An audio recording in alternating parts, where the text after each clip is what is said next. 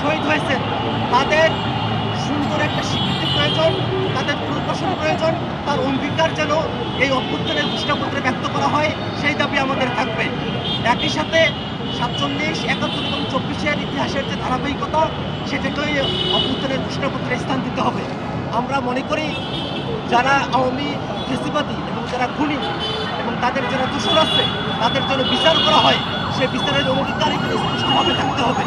আমরা মনে করি বাংলাদেশের মানুষ বন্দোবস্তের শোষণ, নির্যাতন, জুলুম এবং বৈষম্যের বিরুদ্ধে এবং ফেসিবাদী ব্যবস্থার বিরুদ্ধে তাদের যে সংগ্রাম, এই ফেসিবাদী ব্যবস্থার বিরুদ্ধে এই সংগ্রামকে যেন স্থায়ী করা যায়, ফেসিবাদী ব্যবস্থার বিলোপের পক্ষে এবং নতুন রাজনৈতিক বন্দোবস্তের পক্ষে এই অভ্যুত্থানের ঘোষণাপত্রে প্রতিশ্রুতি ব্যক্ত করতে হবে।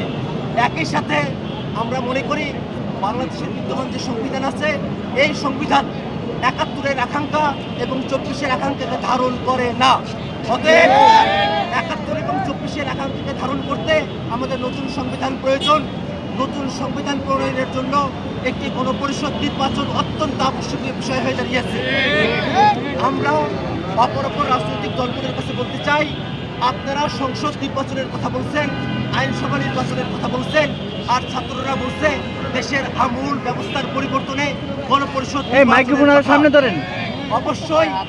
অবশ্যই নির্বাচন হতে হবে এবং সেই নির্বাচন হবে গণপরিষদ নির্বাচন, যাদের প্রধানতম দায়িত্ব থাকবে নতুন সংবিধান প্রণয়ন করা এবং একই সাথে তারা গণপরিষদের সদস্য থেকেই আইনসভার সদস্য হিসেবে তারা দায়িত্ব পালন করবে।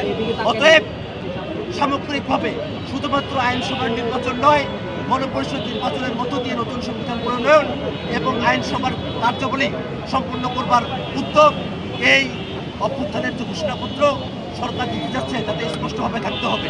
ধন্যবাদ সকলকে।